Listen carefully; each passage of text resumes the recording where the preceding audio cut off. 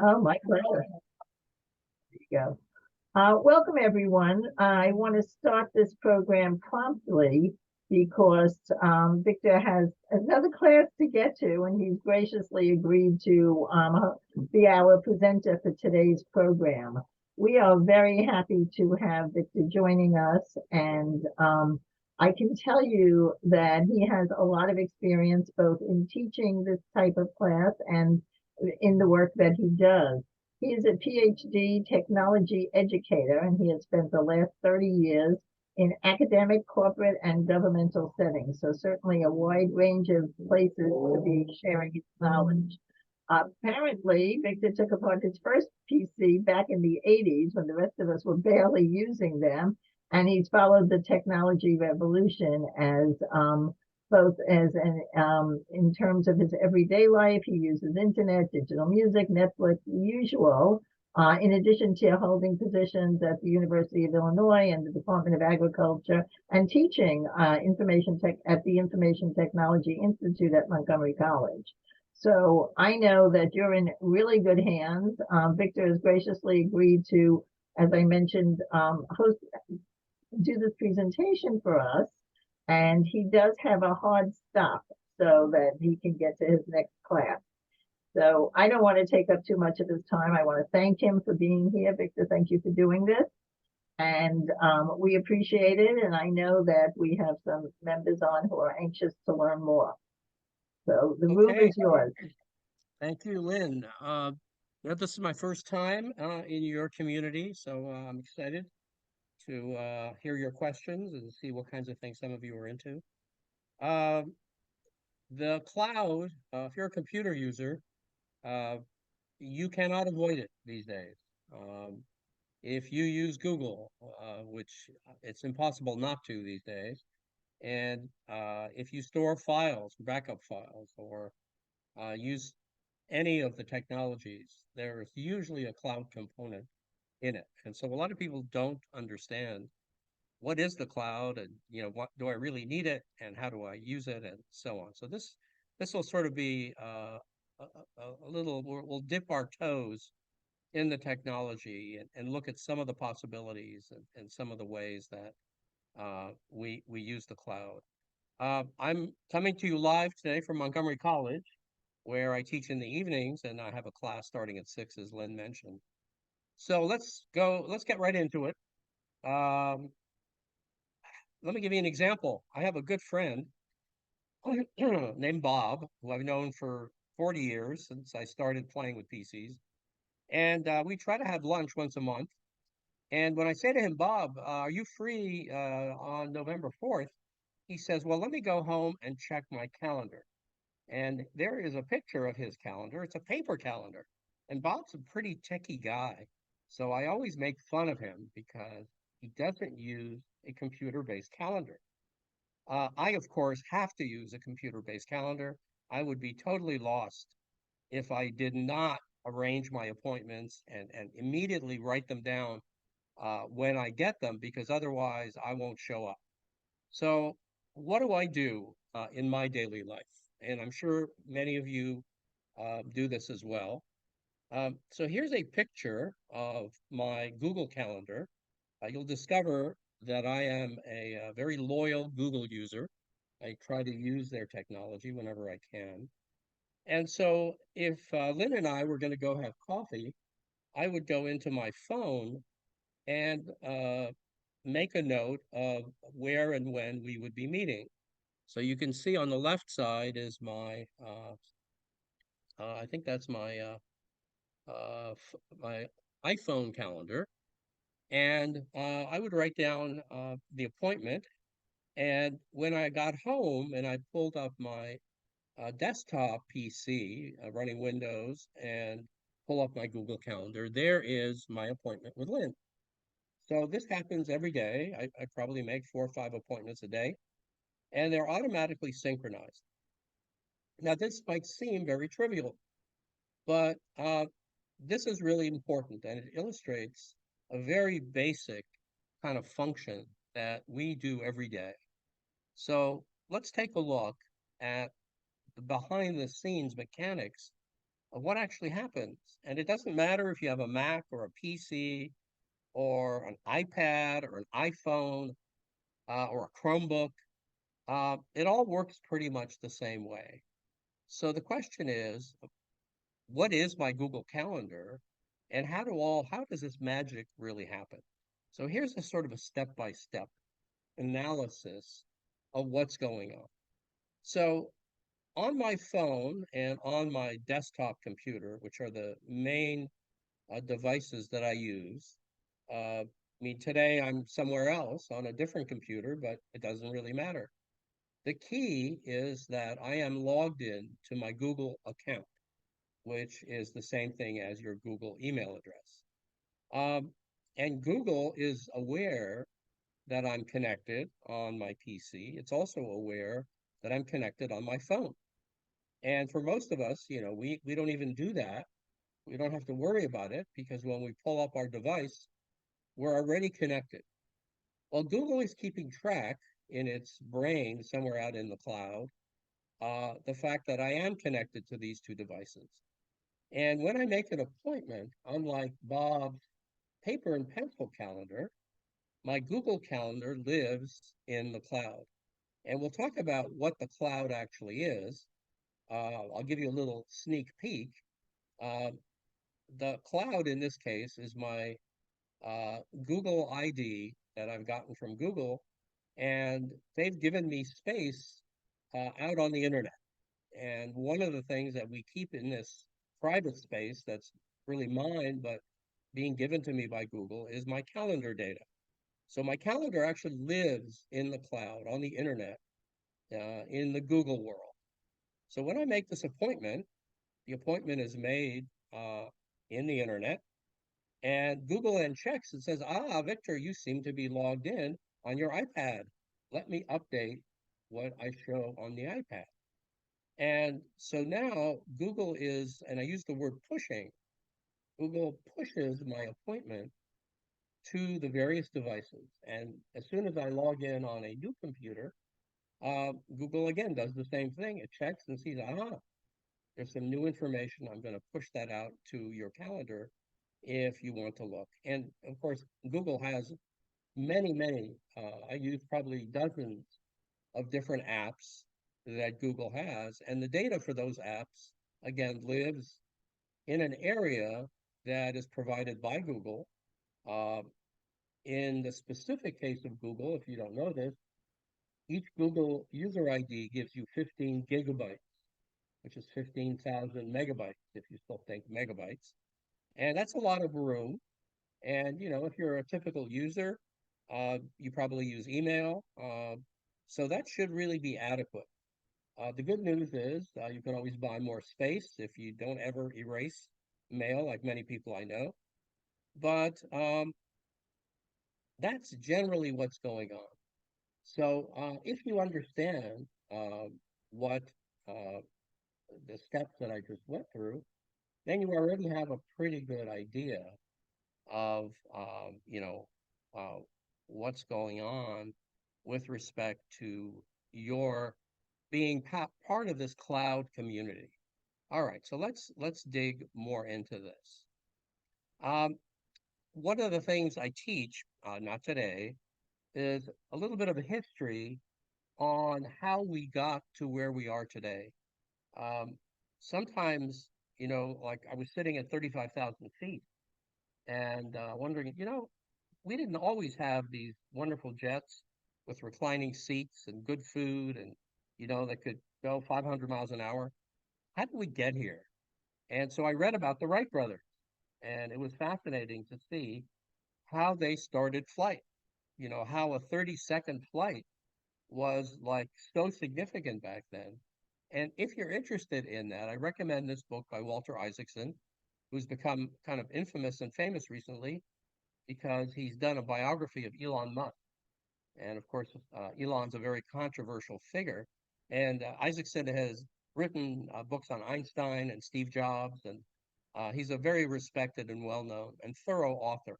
So if you are interested and you'd like to follow the history of technology, starting in about the 1850s, going all the way through today, I recommend that you get this book from the library. It's 2012, I think, is the title, 2013, and so on. So it's been out a while, but it's very, very good.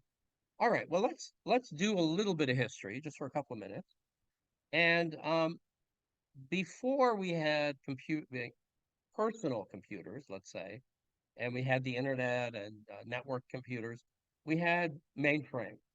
Mainframes were these big computers. They were very powerful, but they were extremely limited. When I was a student, I could only run jobs at night.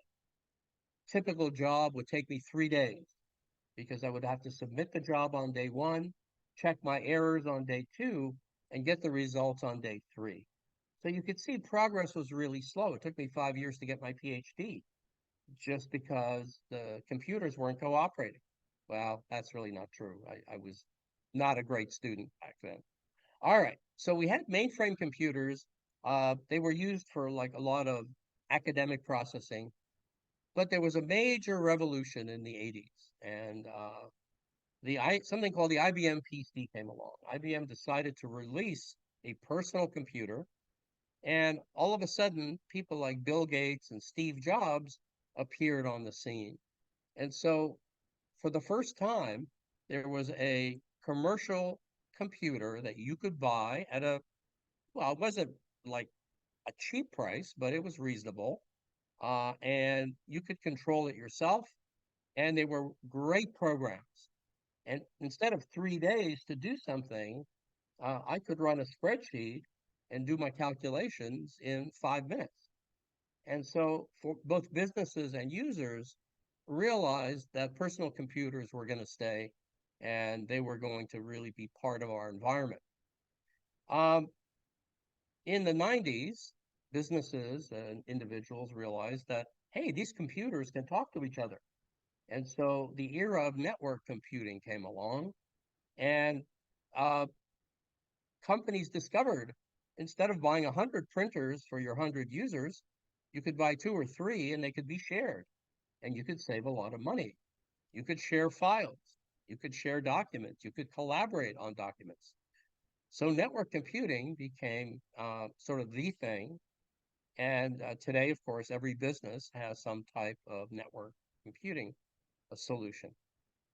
Um, but then in 2010, roughly, and again, these dates are all approximate, um, people realized that these computers were so powerful that we could use them, centralize a lot of things, and users could connect to them and share those resources.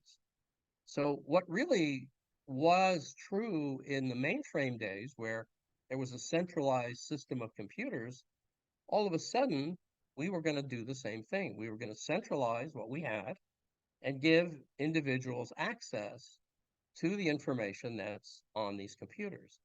And for many reasons that we'll talk about here in a minute, um, this became viable. And today, there are many instances where you don't even have to have a very powerful computer. If you have a browser, you can access the internet. And if you have children or grandchildren, then you know that uh, today the Chromebook is extremely popular. And the Chromebook is basically just a browser connected to the internet. But my grandkids are amazing computer users. They know how to create documents, create videos, and they're doing all of this in the cloud on computers that really don't have much intelligence other than the ability to connect to the internet and use a browser. So the cloud, in many, many ways, has sort of taken over for many of the applications and so on. All right. So again, let's do a quick comparison between what we were doing in the year 2000 and what we're doing today. And I've sort of summarized it in a very hard to read. I realized I was trying to cram too much in here. But if you think about your life uh, and how you do things today, let's just look at a couple of examples. I mean, we used to go to Blockbuster, rent DVDs, right? Well, today we don't do that anymore. We stream things from the internet, from Netflix. We used to listen to music on CDs. If I pull out a CD and play it in my car, my son laughs at me and tells me, I'm not a computer guy at all. That's so old-fashioned, Dad. And so he embarrasses me, and I put away my CDs. But today we stream on Spotify, we listen on our phones, we do Pandora. So think about your daily life and the fact that so much of what you do is now centralized. My Microsoft Office, for example, again, I used to have a copy on my hard drive. I don't. Through Montgomery College, I use the online version of Office 365. So you can go, if you can read this, and I apologize, as I said, I tried to do too much. But if you look at almost every aspect of our digital lives has changed in the last 15, 20 years. And so, we used to go to CVS and they would print pictures. Today, our pictures are on Google Photos. They're centralized. And when my grandson has a new picture of a cute thing he's done, I get a notification saying, hey, there's a cute picture. Go look at it. I don't have to go to CVS to get a copy of that picture. So the world's really, really changed. Uh, let me just again encourage you, if you have questions or comments or thoughts, or you're confused, pop them in the chat. I've gotten pretty good during COVID of multitasking. So I can look at my slides and look in the chat, get the participant list, and look at Lynn smiling all at the same time. Of course, then I'll get a huge headache and not be able to teach for the next 2 weeks. All right. So one of the questions you might ask, and a lot of people have asked, if so much is in the cloud, do I need an expensive computer? And the answer is no, you do not. So I've talked about the Chromebook. Montgomery County, I think, bought 40,000 Chromebooks and distributes them to lower income families and to young children. And as I said, my grandchildren have all experienced Chromebooks in school. And this is the way of the future. Teachers realize that this is a good way to engage students with a computer. It's inexpensive, and the teachers can ask the students to post their homework in the cloud. They can reply to the students. The students are gaining incredible skills of word processing and using email and doing research on the web with Google and YouTube. And so we have a whole generation, fortunately, of kids that are coming out pretty sophisticated. I mean, I was fooling around with something, and my 14-year-old granddaughter was showing me how to edit videos. So I never cease to be impressed the useful things that the kids can do these days, and the fact that they don't need a $2,000 computer to do it. So Chromebooks and Chrome is a Google product. Chromebooks are made by multiple manufacturers, but they definitely are a very reasonable option these days.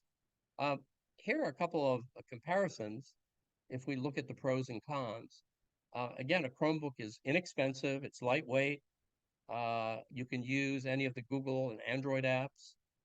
It's very simple, much simpler than Windows, and it's actually safer than Windows or the Mac because it's hard to attack it because there's not much to attack. It has a very lean attack surface. And as I said, in the schools, we use Google Classroom, and which again is free, and so it offers a lot of advantages. Now, there are, of course, disadvantages, and the biggest one is that you need access to the internet. And without the internet, a Chromebook or many of these devices that we use, of course, are worthless.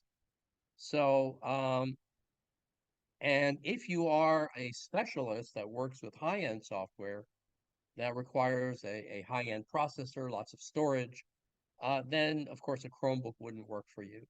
So, the Chromebooks aren't going to take over the world just yet, but they offer a very reasonable solution.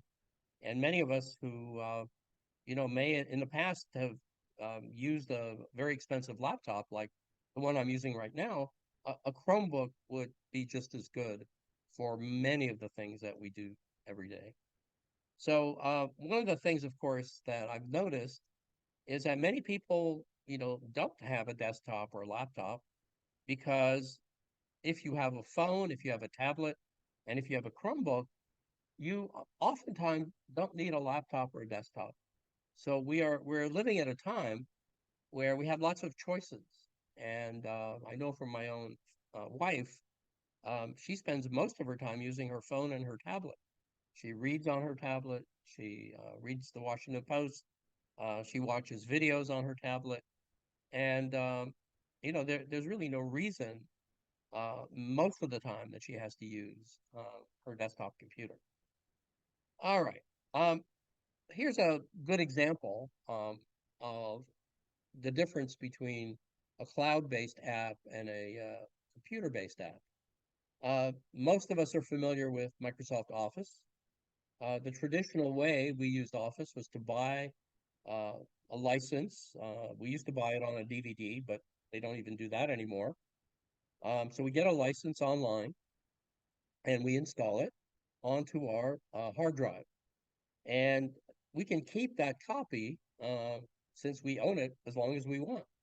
And I have clients who I deal with who are using Windows 2000. I'm sorry, Office 2000. So, 20 years old, but it satisfies their need. It still works. Office 365 is, by contrast, uh, you don't actually, install the actual program. Um, you connect to it over the web and you run it on the web. And at Montgomery College, as an example, if you're a student here, um, you get access to Office 365, and it comes with 1 terabyte or 1,000 gigabytes of free storage. So the whole push here, if you're a student, is get your files, your homework assignments, anything you generate, put it out on the web and store it in the cloud. And so it's a different way of looking at the world. Now, if you're a software vendor, uh, you really like this because you now have total control over the software that your people are using.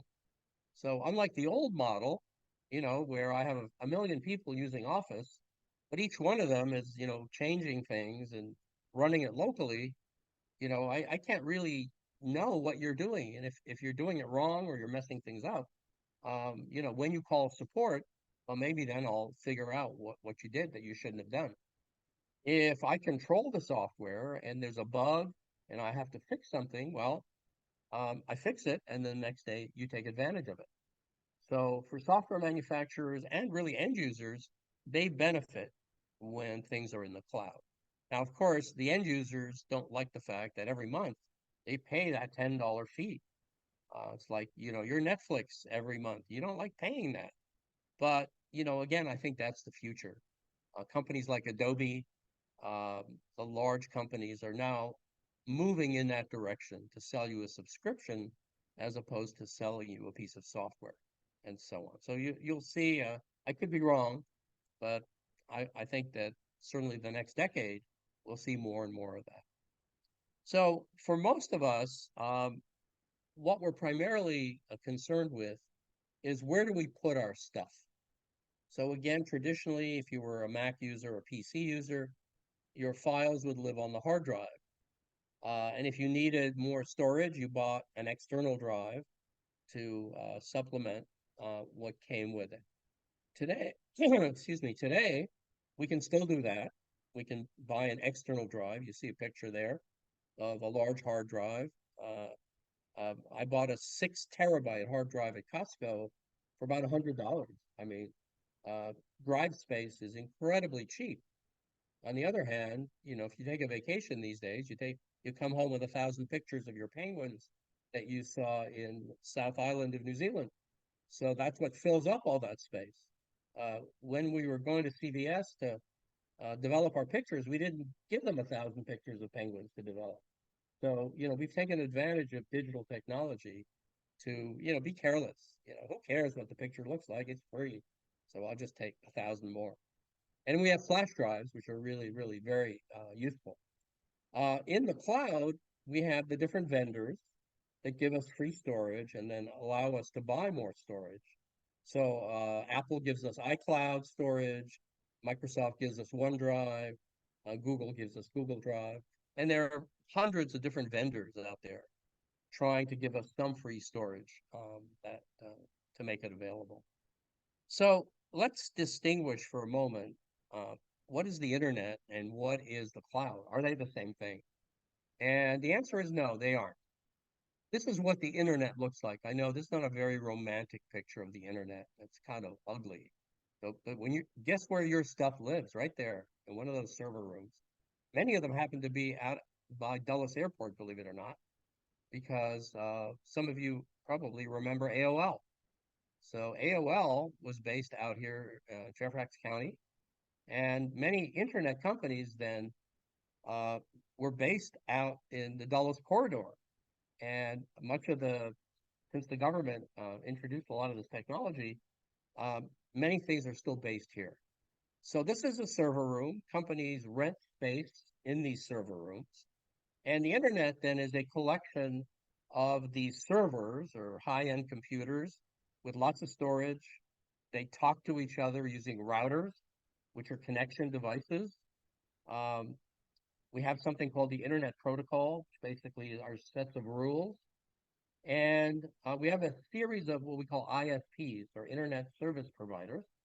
So those are the companies that you connect to get to the internet. So you pay Comcast or Verizon or RCN a fee every month to be able to get on the internet. And because we're connected via fiber optics, we can get places really, really fast. So here's a little taste of that. This is what happens when I sit in my basement and I ask Google for a piece of information.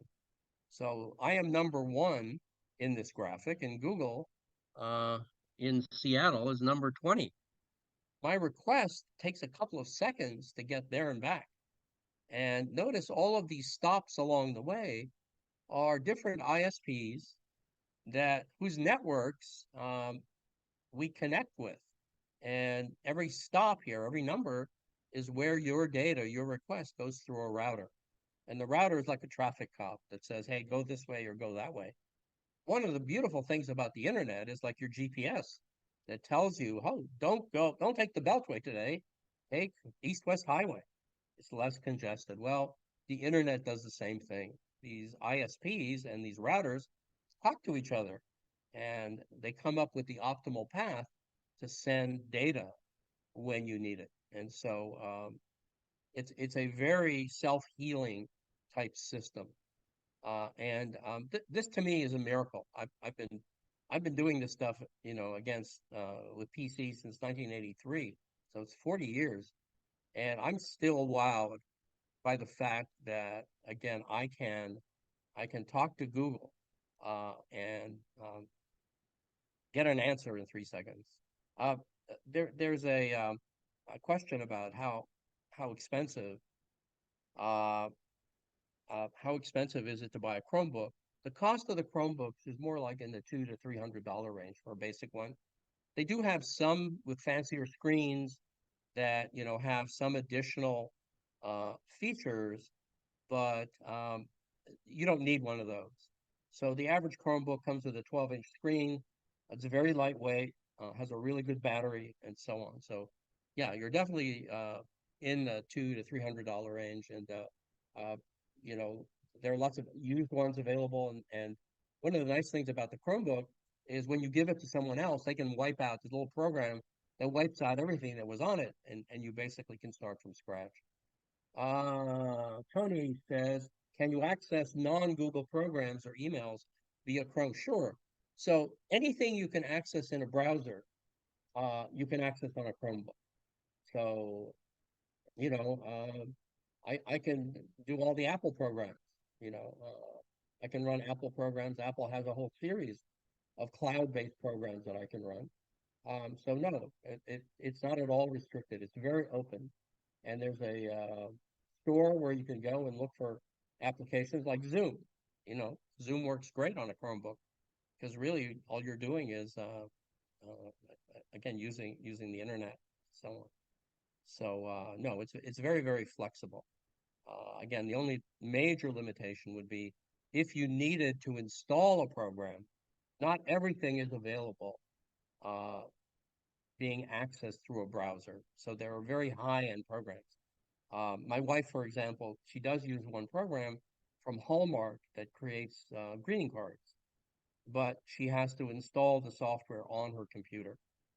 So she still needs her PC for that one. All right, so here's a little comparison, again, just to clarify the difference between the two.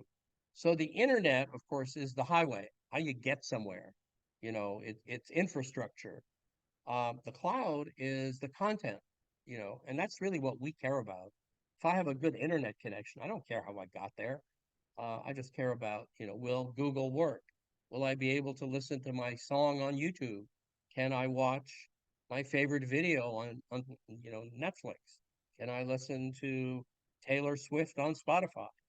So content is, again, what we care about in the cloud and so on. What is similar is that typically you need a user ID and password. So I have to have a Google account, a Microsoft account, an Apple account to be able to access those resources in the cloud. And the cloud vendors will give me some storage, typically when I do that. Um, Again, I'm able to synchronize across platforms, like I said, my PC, my phone. And so I could give you lots of examples, again, of that. Um, uh, so again, the reason this has become a lot more popular, again, Chromebooks have a little bit to do with it, that we have, people using uh, rather inexpensive computers to access all these resources. Storage has become really cheap, and the internet is available in lots of places. I just came back from a few months ago from Spain, and we were worried that as we were walking through Madrid, would we be able to connect? Could we use our maps and things like that? And there's a Starbucks in Madrid every 5 minutes. So we'd walk down the street, we'd see a Starbucks, and there'd be like 20 seats outside. Could sit down and check my email and look at my maps and see where I was going. So the world has become very internet oriented. And so again, having access to things is kind of the way things are working these days. One of the things that we have to deal with is the whole issue of internet speed. Uh, and I'm sitting here at Montgomery College. Uh, they have incredibly fast internet here. Uh, we measure internet in megabits per second. So here's a little utility uh, that we use to measure speed. Um, there are lots of places that do not have good internet. I am in West Virginia quite a bit, and it would not be unusual to have very poor internet speed because the technology there is not like, DC or Bethesda or Rockville. So in rural parts of West Virginia, uh, the DSL, which is a technique that's provided by the phone company, you get 2 megabits per second. My house in the Rockville area, I get 200 megabits per second. You can't watch a movie with 2 megabits per second. So there are lots of things you can't do in some of these places. Now, they are aware that these communities need better internet, and the government is making an effort to bring broadband to many of these communities, and especially to schools that really, really need it. So, so the question is, how much do you really need? There's a little chart here from Consumer Reports, and basically, to stream a video in regular quality, you probably need about 20, 25 megabits per second. This chart minimizes it, but my experience is around that level, you should have a good experience, not experience buffering and so on and so on. One of the things, one of the things that unfortunately the ISPs are doing is they're trying to convince you that you need more speed. It's kind of like you go to the car dealer and you say, well, I just go to Giant, once a week, and what kind of car do I need? And the salesman says, well, you need an eight-cylinder Cadillac. You'll get the best performance on that. So a lot of times we have a little bit more speed than we really need, and so don't be sold by the hype. Uh, but there is a minimum that you need. You don't need much if you just do audio. If you listen to a podcast on your phone or you listen to music, then you don't really need much. It's the video. Uh, uh, um, Again, Tony says, can you access Dropbox or Microsoft Cloud? Absolutely. I mean, anything that you can access with any browser, you can do on a Chromebook. So there's no discrimination in terms of saying, hey, if it's a product from my competitor, I won't go there. No, it doesn't work like that. So yeah, we don't need all that much speed. And I teach a course on cutting the cord, uh, cutting off my cable TV supplier and doing my streaming through alternate vendors. And one of the questions you have to address before you do that is, do I have enough internet speed to be able to stream? And especially tricky if you have lots of people in the house. I my wife and I, we don't use that much bandwidth, but every once in a while, all these grandchildren show up and they all want to get on their devices and watch stuff. So then we push the technology a little bit, but we still have a good experience. So anyway, so this utility that I just showed you called speedtest.net, if you're curious, you can run it again on your phone, your laptop, your desktop, and see the kind of bandwidth that you're getting. As I said, at Montgomery College, I think I did it with my students last week, and I think it was like 900 megabits per second. So roughly, I don't know, 10 times what the average person is getting in this country. All right. So we've already talked about the fact that again, if you have the cloud, you can access it again as long as you have internet, and almost everything today has an internet connection to it. We'll talk about that a little bit more. So these are the kinds of things I typically want to share, right? I've got music, I've got videos, I've got documents uh, that I want to share with my family, my students. Uh, and the only way to really do that is to do it on the cloud, is to find an area, again, supplied by Microsoft or Google or Dropbox or one of these other vendors, and store my information in the cloud. So here's a general kind of look at, so what's going on for the typical user. Um, well, you're probably not surprised when I tell you that the number one consumption of bandwidth activity on the internet is video. So between Netflix and Hulu and Amazon Video and all of these, they eat up like 80% of the traffic on the internet. Uh, and so, but again, you need good bandwidth at your house. And we'll talk about Wi-Fi here in a minute. The biggest problem that I hear from people who stream is their Wi-Fi connection. And so we will talk about that in just a minute. We all use email, of course. And where does the email live? For Gmail, it lives in the cloud. We used to put our email on our local hard drive, but if you do that, when you want to look at your email and you're in your car, you can't, because your email is sitting at home on your hard drive. So if my email is in the cloud, I can get it from anywhere. Um, Google search, Bing search. We do all of that every day, many times. We do backup and storage in the cloud.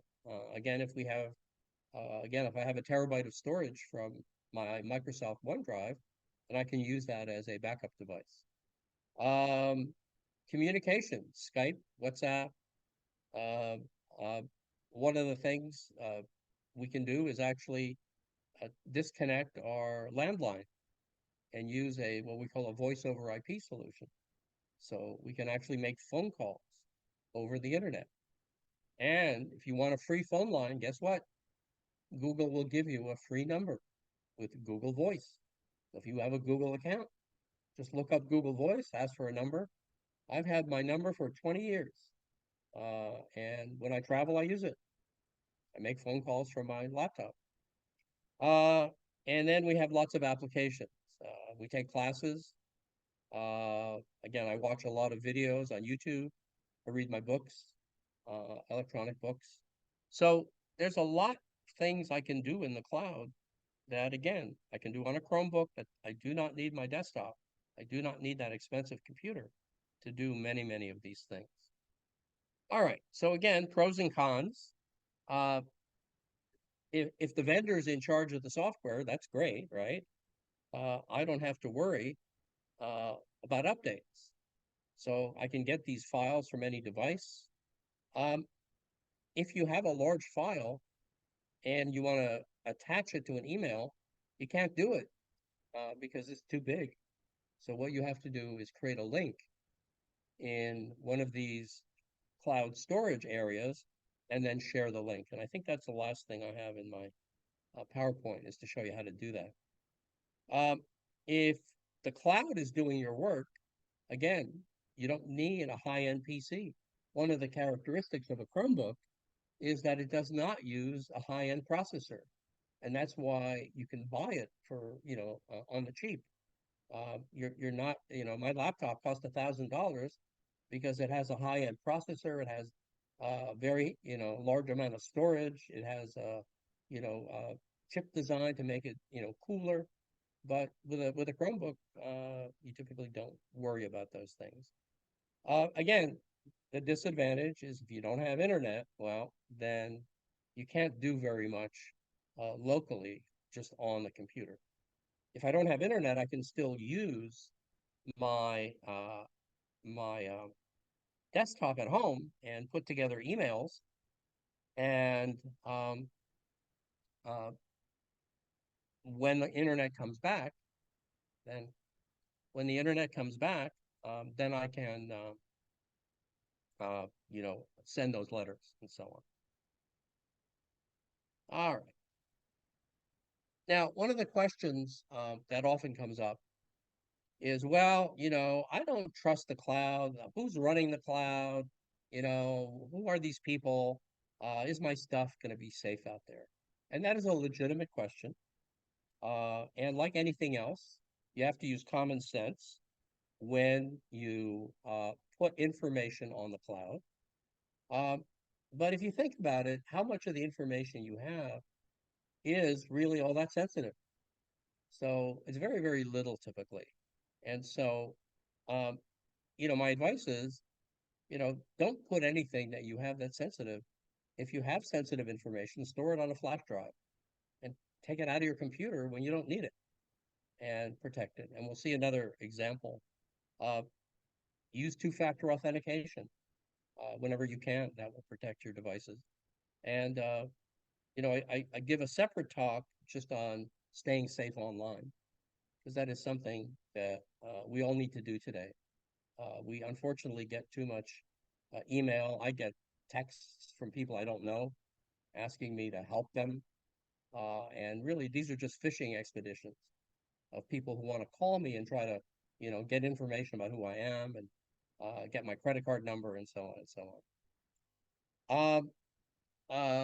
Hans asked a question just now about remembering passwords. Yeah, that's a favorite topic. So there are password managers that you can use. They are popular, and again, I can't go through them right now. Uh, uh, Google will remember your password, and it acts as a password manager. And so for most of the things that I do, I trust Google to manage my passwords. And again, I try to use common sense. Uh, I, if a password is important, I don't have the password manager remember it. I will remember it, or I will write it down somewhere that's not in the public domain.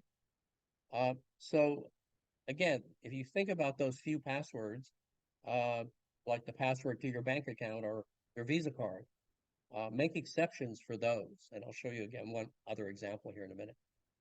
So yes, you have to practice very safe computing when you think about your data out there in the cloud and so on. Um, here, uh, so these are the primary companies that provide cloud storage. And again, we've mentioned them: Google Drive, Microsoft OneDrive, Apple iCloud, Amazon Drive, and then Box and Dropbox, which are not associated. Now, one of the things that the cloud, and I don't talk about this yet because it's too new. If you look at this slide, I didn't write this slide. I had it generated by ChatGPT. So I said, ChatGPT, what are the six? And actually, I said, what are the largest? And I just took the top six.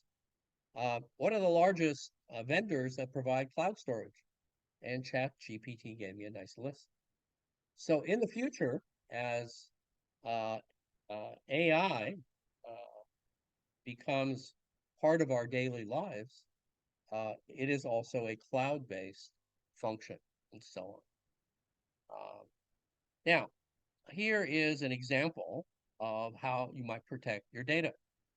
So this is Microsoft OneDrive. It comes with your subscription.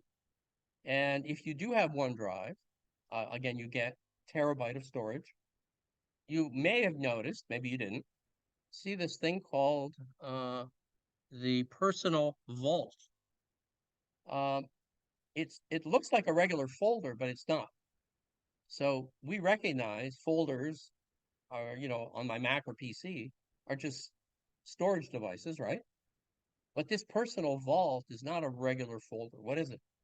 If I click on it, I have to do two-factor authentication in order to open that door. So two-factor authentication means it's going to ask me, it's going to send a code to my phone, and I would have to provide that code before I can open the door. So what do I put in the vault? Well, when I went to Spain, I put a copy of my passport in there. So just in case something happened to my passport, I would have a Xerox copy of it to show whoever, would help me get a new one. And I feel protected. I don't worry about that because I know that the only person who can get in there is the person who's in possession of my phone. Okay?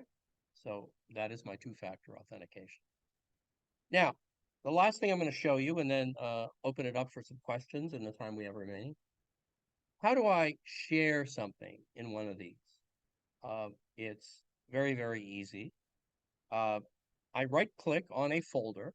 So my students who are coming in momentarily, when I want to give them information, I go to the folder that I've created for them in my OneDrive or Google Drive. I right-click and I click on the word share. And it doesn't matter which cloud device you use, they all do the same thing. So you share the item you want. Okay, so like this could be photos of your wife's 50th birthday, and you share that. And then over on the top right, you set the security on it. Can people change it? Can they only look at it? Do you want to create private emails that can do it? Or do you just want to create a link? And that's what I do. I just create a link and then I copy the link. And down at the bottom, okay, you see the link. What do I do with that link? I put it in an email and I send it to you. And I say, do you want to access pictures of Mom's 50th birthday? Here's the link. Click on it. You can go into the folder and download all the pictures and see the pictures. So this is something I do, a couple of times a day because I share with my students. I share with email. I can't share a huge file in an email, so I have to do something similar to this. And again, if you have the storage, you want to use it for those purposes. Now, the other thing that I haven't talked about, which I really realize now I should have, is the Internet of Things. So that is the other big item that today is being used by the cloud. So let me give you a quick example. Again, I have this weekend cabin in West Virginia that I go to, and there's a thermostat. And I have an app on my phone that controls that thermostat. And when it's really cold and I know I'm going to be there in 6 hours, I pull up my app and I say, heat up the house. Uh, and it does. And how does it do that? The same thing that I just showed you with my appointment calendar. I set the thermostat in the cloud. The cloud talks to the thermostat, increases the temperature. By the time I get there, I'm nice and warm. So there are many, many things today that use IoT or the Internet of Things. Uh, my front door lock, my alarm system, my smoke detector, all of those devices, a camera sitting on the outside of my house, looking for animals, people, or cars. Uh, there are so many devices today that are smart devices that use IoT, but they work through the cloud. So, as I said at the very beginning, if you want to live in a cave in Kansas and not use a computer, you don't need to know about the cloud. But if you're living in Washington, D.C., or Bethesda or Arlington, you cannot avoid it. If you want to read the New York Times or listen to music, or store files, or chat with your grandchildren, you have to know how to use the cloud and so on. All right, so we have a couple of minutes. You can unmute yourself if you want to jump in and ask questions, or thank you for Victor, I'm sorry, can you perhaps stop sharing so we can see who has questions? Oh, okay. Hold on. Stop sharing. Great, Okay. thank you. That'll make it easier to see who Yes, might have a absolutely. question. Absolutely, Lynn. Uh, so with And my if you number, have any questions, feel free to unmute, to raise your hand either virtually or physically, and we will be happy to answer them. So I'm not seeing any from anybody else, but I have a question for you. well, Carol Kelly asked a question. Oh, I'm sorry. Okay. Yeah, no. So her question is, so much is happening, which is true. How do I keep up with AI? Carol, when you find out the answer, would you email me? Because I'm struggling with that every day. There's so much new stuff out there every day that it's impossible to keep up. So I have to narrow my focus. I'd love to um, I'd love to be able to know a little bit about everything. And you know, uh, I was listening to the news last night, and there was a news item about Taylor Swift. I've never listened to a Taylor Swift song. I don't know who she is. My grandchildren, could write a dissertation on on Taylor Swift. So, yeah, it is hard. It is hard keeping up, and you do the best you can. Sometimes you have to sleep. That's the problem with humans. If we could only eliminate those 8 7 8 hours at night, we would really be a lot more advanced. But I'm working on that. If any of you have a solution, let me know. All right. Anything else? Uh, So I have a question about, you mentioned the Chromebook and the safety feature. Today I was uh, talking to one of my members who told me that she had opened an email and all she did was open it. She didn't click on any links, and they came in kind of through the back door and were able to access her bank account, and she's having all these issues with the bank. My question is, in terms of the Chromebook being safer, is that something that would have been prevented on a Chromebook? well, it depends. These instances of breaking in. Yeah, there are fewer programs that are dangerous on a Chromebook.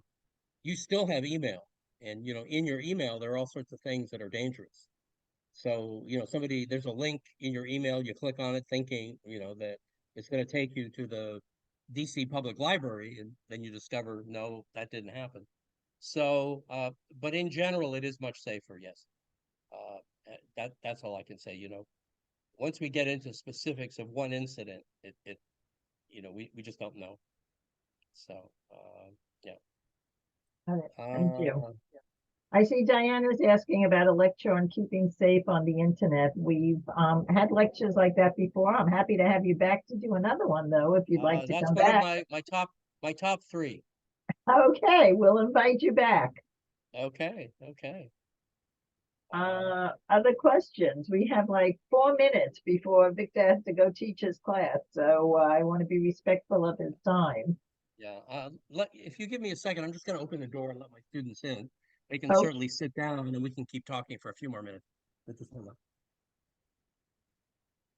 okay. And while he is going to open the door, I want to remind everyone, if you have not yet signed up for the October 19th program with Bill Owens, um, space is going to be limited, and so we encourage you to sign up as quickly as possible. That will not be an online presentation, however, it will be recorded and uploaded to our YouTube channel so that you will have the opportunity to watch it after the fact. But it's not going to be a hybrid program, and it's not going to be online at the time. So just wanted to let you know about that. And next week on the on Lynn, I've Wednesday. got to go, as it Oh, turns out. So okay. So Victor, thank you we'll very talk much. again. Yeah, Thank bye-bye. you. And so next week, I want to remind everybody that we are having Dr. DeYoung here. That's a week from today. We'll be in the square. We're going to do a social hour at 5:30. It will be a more food than usual social hour, kind of a light dinner. And then Dr. DeYoung is able to join us at 6:30, which is why we're giving you dinner. And he will be speaking about home-based medical care. You know, what is possible? What are the, he runs, for some of you who don't know him, this is Eric DeYoung, and he runs a home-based health practice out of GW Hospital. And he's going to be visiting us to talk about the many things that are possible. So we hope you'll join us. We hope you'll let us know you're joining us so that we are sure to have enough food. And for those of you joining us at for the trip to the winery tomorrow, I look forward to seeing you there. And Lynn, can you restate the time of the Dr. Judd Gong's? DeYoung, sure. So he's coming in at 6:30. We're Okay. going to have a social hour starting at 5:30, and we're going to have heavier than usual food for the social hour. Thank you, People Lynn. will have a light dinner before he speaks. Thank you. Thank you.